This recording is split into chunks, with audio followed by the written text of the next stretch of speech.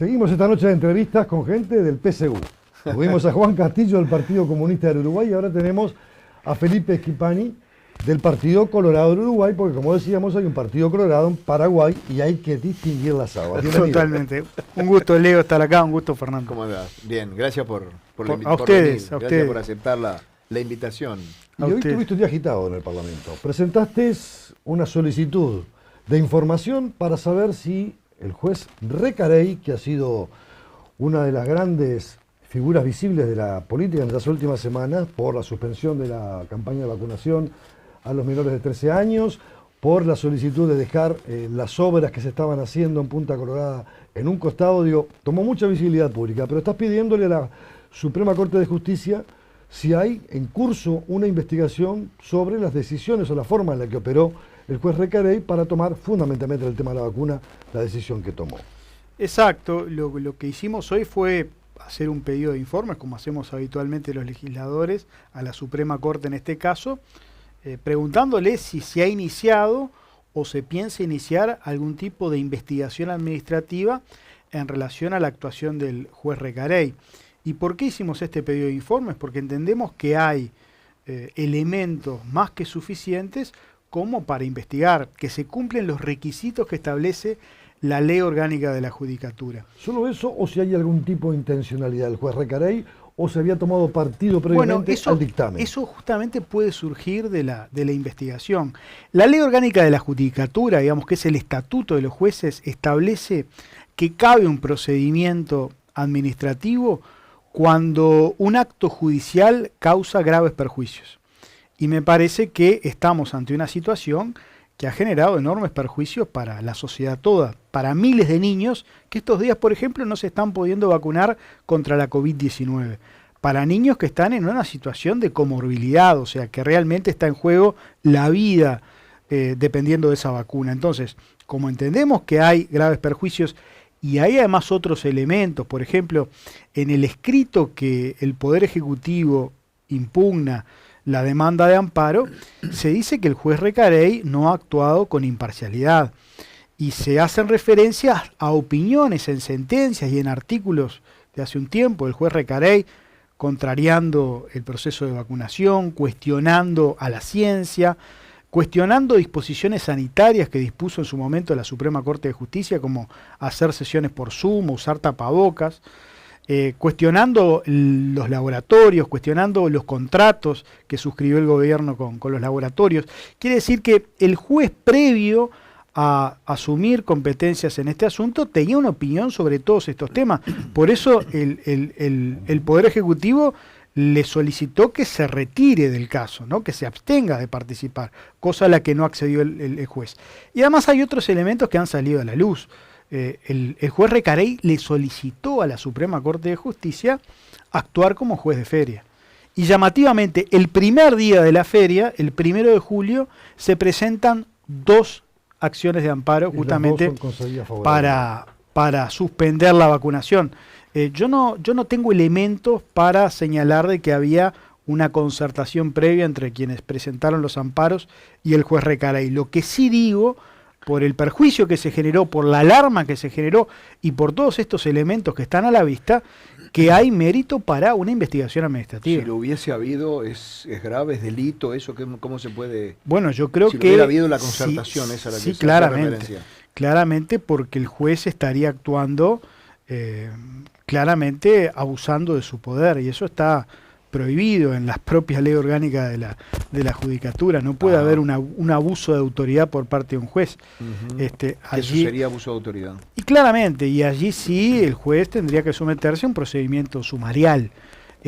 Pero como digo, hay elementos, hay indicios, es una situación confusa, y yo lo que le pregunto a la Suprema Corte es si piensa investigar el tema. El hecho de la pregunta en sí, el hecho de preguntarle a la Suprema Corte si investigó, lleva de suyo por lo menos una presunción de que algo está mal, por decirlo de alguna claramente manera. Sí, yo tengo la presunción de que algo está mal, porque son muchas coincidencias, y me parece que hay un dato objetivo, o sea, el juez Recarey prejuzgó sobre estos asuntos, pues él tenía opinión formada sobre las vacunas, sobre la pandemia, sobre el rol de la ciencia. Están escritas en sentencias y en artículos jurídicos que él mismo publicó. Yo creo que se tendría que haber apartado, se tendría que haber excusado, es evidente.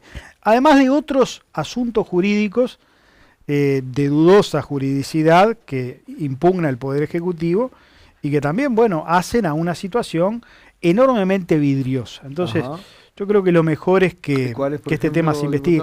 Y, por ejemplo, se discute la legitimación activa, o sea, la legitimación que tienen los denunciantes, ¿no? Porque allí se invocan supuestamente intereses difusos, que no está claro si para estos casos, que son casos particulares, si el accionante hubiera señalado, bueno, mire, yo tengo un hijo menor de edad que quiere vacunarse y quiere acceder a más información, bueno, evidentemente hay allí una justificación.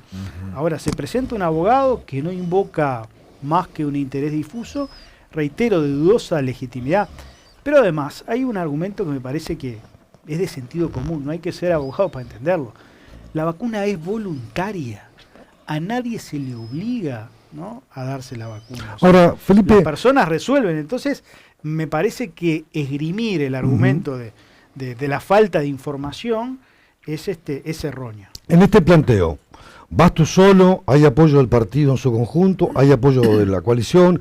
¿Hay apoyo del sistema político en requerir esta información de una investigación administrativa? ¿Has recibido algún tipo de planteo favorable a tu iniciativa? Yo este asunto lo planteé a título personal, por supuesto que lo informé, como hacemos habitualmente, a la bancada del partido. Recibió directamente algunos apoyos, no recibí ninguna crítica, pero lo hago a título personal como legislador porque, reitero, me interesa conocer la opinión del órgano jerarca del juez, que es la Suprema Corte, y que es el órgano del Poder Judicial que tiene potestades disciplinarias para entender el tema. Te hacía esta pregunta porque mucha gente puede inferir o presuponer que tu planteo estaría incidiendo, creando un mecanismo de presión ante la justicia y violando ese principio de separación de poderes que rige en nuestro país. ¿Se puede interpretar así? ¿Puede haber una lectura de esa naturaleza? ¿Sería válida? Puede haber gente que interprete eso. Yo este tema lo pensé mucho porque además soy abogado, creo en la separación de poderes fervientemente y creo que lo que estoy haciendo es cumplir con mi rol como parlamentario. No estoy pronunciándome ni cuestionando un fallo judicial. Lo que estoy en todo caso cuestionando es el proceder de un magistrado que claramente estoy convencido que se ha apartado de lo que deben ser las normas que guíen su accionar. Pero si esa fuera la lectura, bueno, todo el sistema político está presionando al Poder Judicial, porque desde el presidente de la República para abajo, hasta el la secretario de la oposición Presidencia, la oposición política, el gobierno entero estaría presionando, y no es así. Cuestionar la independencia del Poder Judicial es otra cosa. No es dar una opinión como yo estoy haciendo en este caso y como han hecho muchos actores políticos. Diputado, desde el punto de vista formal, ¿la Suprema Corte tiene algún tipo de plazo? No. No. Tiene sí plazos para responder el pedido de informe, que son 45 días. Esperemos que se responda antes, ¿no? Ahora, en estos 45 días son para responder un pedido de informe. 45 días. Sí, porque hay que tener presente que los organismos públicos no solo reciben el pedido de informe del diputado Schifani, hay capaz que tienen muchísimos más pedidos de informes, y está la ley de acceso a la información pública, donde los ciudadanos también solicitan mucha información, por tanto es un plazo prudencial. Pero bueno, en los próximos días vamos a tener el pronunciamiento del Tribunal de Apelaciones. Y eventualmente, bueno, después ver qué actitud asume la Suprema Corte en relación a la actuación de un magistrado que además ha sido cuestionado recientemente, como tú decías, Leonardo, por otro fallo en relación a una obra en Punta Colorada. Sí. No, y causó incluso confusión con el otro fallo, el de las dos mujeres que pretendían entrar a Uruguay sin que se les hiciera el test de PCR, que la Dirección de Migración libró un comunicado, a las pocas horas lo sacó, lo sustituyó por otro, alteró un poco el mecanismo de funcionamiento ahí, ¿no? Sin duda. Te voy a traer otro tema, porque también ha sido noticia, porque todos hemos escuchado, tal vez con mucho tiempo de antelación, que hay una intención de lanzarte como candidato o precandidato a la Intendencia Municipal de Montevideo. Una elección que va a ser, si no calculo mal, por mayo del 2025. Exacto, sí, faltan 3 años. Falta mucho tiempo. Esto fue lo que pasó. Yo, hasta hace una semana, era el secretario general departamental del Partido Colorado, por un acuerdo político que hicimos con Carlos Ristron, que asumió hace pocos días la Secretaría General. Me despedí de la convención y por tanto hice una rendición de cuentas de lo que habíamos hecho a nivel de Montevideo. Y allí señalé que iba a estar en la primera fila del trabajo político de cara a la próxima elección departamental, para que haya un cambio en Montevideo, para que gane la coalición y para que el partido lidere ese cambio. Muchos compañeros del partido interpretaron que yo estaba anunciando una candidatura, e incluso un medio de prensa accedió a ese discurso. Me llamaron y me preguntaron si yo descartaba una candidatura para el 2025, cosa que no puedo hacer porque no sé lo que va a pasar de acá al 2025. Si hablamos de que es prematuro hablar de candidaturas nacionales, imagínate si será prematuro de candidaturas departamentales. Falta mucho todavía. Yo tengo vocación por los temas de Montevideo, hemos venido trabajando en esos temas desde hace unos años, y bueno, y en su momento se verá, pero es muy prematuro hablar de candidaturas y mucho antes de lanzar una candidatura 3 años antes. Yo me acuerdo una frase de Luis Valle que decía: el que se precipita en política, se precipita. Entonces, dejemos pasar el tiempo, falta mucha agua todavía por correr bajo el puente. Vamos a estar peleando por un cambio en Montevideo, después veremos el lugar desde el cual lo vamos a hacer. Desde el punto de vista de la forma, ¿cómo será? Cada partido integrante de la coalición presentará un candidato o varios, ¿no? Seguramente, porque nosotros en Montevideo vamos a ir hacia un acuerdo nuevamente. Todos los partidos de la coalición vamos a ir en un mismo lema. O sea que la coalición vino para quedarse. Sí, no hay duda. No hay duda, en Montevideo la coalición vino para quedarse y ojalá logremos extenderla también al resto del país en otras elecciones departamentales. Recuerden que en la última elección departamental de Salto, el Partido Colorado y el Partido Nacional tuvieron más votos que el Frente Amplio, pero como votaron separados, ganó el Frente Amplio. Además estaban con un enfrentamiento muy fuerte, ¿no? Enfrentamiento muy fuerte, sí, que afortunadamente se ha mejorado mucho el vínculo, y creo que en Salto, al igual que Canelones y ojalá también en otros departamentos, comparezcamos bajo un lema común. Pero en el caso de Montevideo seguramente será la convención departamental la que establezca, resuelva quién será el nombre del partido en esa coalición. ¿Tienen que renunciar las autoridades de la ANB, de la Agencia Nacional de Vivienda? Bueno, yo creo que hubo un error muy grosero, eso es evidente. Pero lo cierto es que se enmendó, se solucionó por unos pocos días, ¿no? Estuvimos al borde del precipicio, porque si no se votaba esa ley realmente hubiera supuesto una erogación muy importante para el Estado, y entrábamos en un tembladeral jurídico muy fuerte. Yo no soy quien para exigir la renuncia de nadie. Tampoco tengo claro cómo fueron los hechos. Tengo entendido de que la propia ANB ha establecido una investigación administrativa interna y ha removido a un jerarca de esa institución. No soy quien para plantear... De que... No llamó la atención que la gente del Frente pidiera eso, llamó la atención que Ope Pasqué lo pidiera. Bueno, es un planteo que hizo Ope a título personal, bueno, y como tal lo respetamos. Hubo un error, eso es evidente. Y bueno, el presidente dice que es un tirón de oreja y no una tarjeta roja. Está bien, son cuestiones de graduación, digamos. Lo importante es admitir el error, y lo importante es que ese error se solucionó.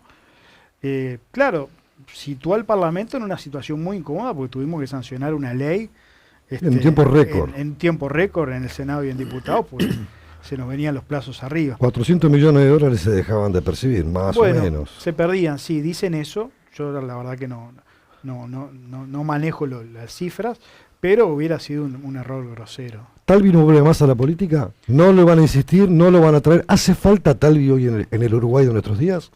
Bueno, a ver, fue un golpe durísimo para el Partido Colorado que Ernesto haya resuelto abandonar la política.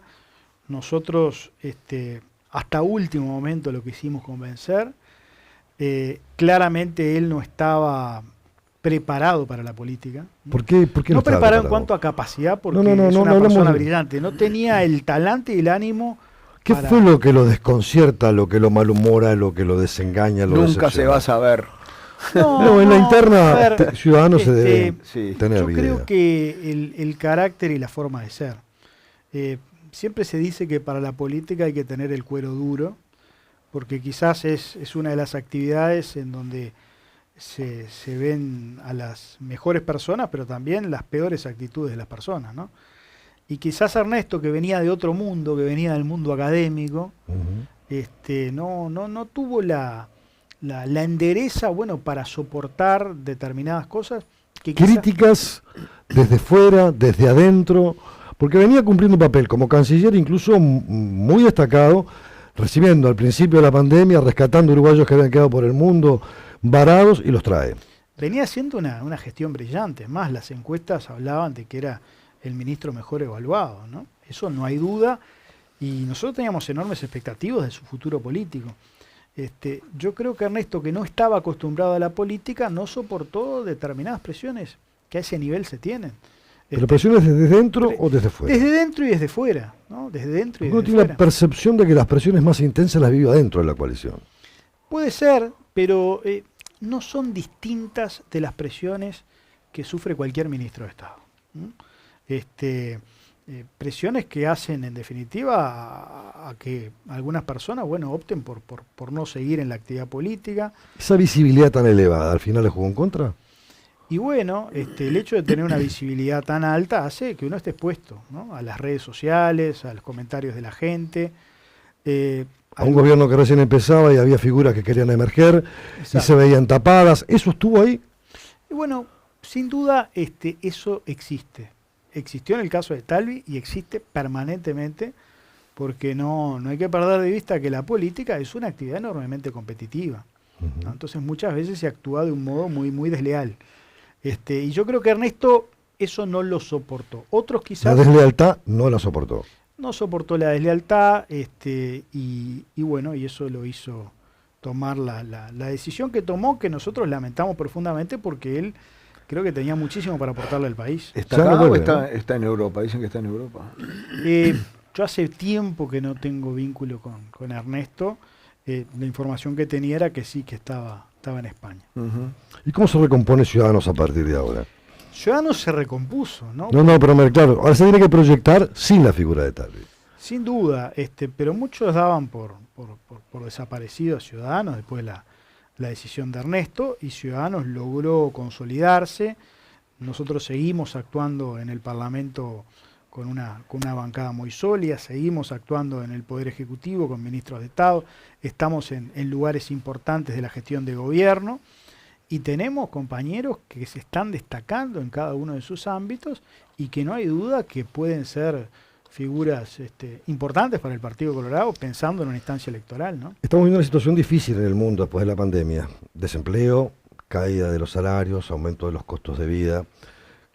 ¿Cuáles de estas cosas todavía no te terminan de conformar de la ruta que tomó el gobierno? Yo creo que el gobierno tomó decisiones acertadas en el contexto de la pandemia. Pues recordemos, en aquel marzo del año 20, lo que el mundo estaba haciendo era encerrarse en su casa, la economía se paró, la actividad económica sufrió una gran recesión, y en Uruguay, pese a lo que se le recomendaba al gobierno hacer desde la oposición, los motores de la economía siguieron funcionando. Y hoy yo creo que estamos cosechando eso. No en vano estamos obteniendo resultados muy positivos. El país creció el año pasado 4,4 puntos del producto, se vaticina un crecimiento... Pero el derrame, hay muchos integrantes del gobierno que dicen el derrame no se verifica. Eso de que llegue a las clases menos pudientes, pero a las clases que hacen el mejor indicador del derrame es que ha bajado el desempleo. Estamos en un 8%. Bueno, subió levemente en este último periodo. Pero si analizamos el último año móvil, estamos en 7,5. Y el gobierno del Frente Amplio nos entregó la desocupación del 10,5. O sea, hoy tenemos más ocupados y menos personas desocupadas que los que teníamos en marzo del año 20, sin pandemia y sin guerra. Cuando el hay menos seguro de paro, ¿no? Dice que hay precarización laboral, salarios de mala calidad, sueldos que están muy por debajo, jubilaciones y pensiones muy bajas también. ¿cómo se mira? ¿Qué es lo que desde tu perspectiva deberían calar el gobierno en este tramo final? Bueno, no hay ningún elemento para sostener eso, ¿no? El PIT-CNT no ha presentado elementos, el otro día lo estuvimos discutiendo con el ministro Mieres en la Comisión de Presupuesto, para señalar eso. Como no se puede cuestionar el dato cuantitativo, ¿no?, de que hay más personas trabajando, de que hay menos informalidad, de que hay menos seguros de paro de los que había en marzo del 20, ahora se cuestiona la calidad del empleo. Nosotros teníamos 400.000 personas en la informalidad cuando asumió este gobierno y tuvimos unos pocos días de recesión, bajó un poquito el agua y eso quedó a la vista. El gobierno está haciendo enormes esfuerzos. Ha habido una recuperación del salario de los públicos muy importante, ¿no? En esta rendición de cuentas. Los funcionarios públicos van a recuperar el salario perdido en la pandemia. Y el sector privado también va en ese camino. Tenemos todavía enormes desafíos, seguir bajando la pobreza, que ha venido bajando, pero todavía estamos 2 puntos por encima de lo que estábamos antes de la pandemia. Y la inversión que uno ve que está llegando al país genera enormes expectativas. Este acuerdo de libre comercio con China, complejo, creo que es complejo. Paraguay dijo que no, Argentina dice que no. Paraguay tiene relaciones con Taiwán y no con China, no los quiere. Y dice que va a poner las cartas arriba de la mesa en la reunión del Mercosur. Y además va a haber un viraje en Brasil. No sabemos qué va a pasar. ¿Cómo lo ves? Bueno, Itamaraty, más allá de los gobiernos, tiene una política exterior de Estado, ¿no? Y Brasil ha tenido una mirada favorable a este camino que está empezando a transitar el Uruguay. Yo no creo que aquí esté en juego, como he escuchado a algunos actores del Frente Amplio, la continuidad en el Mercosur.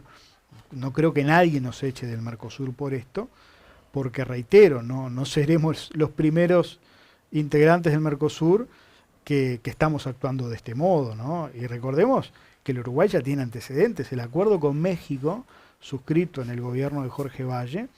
No, en el gobierno de Sanguinetti.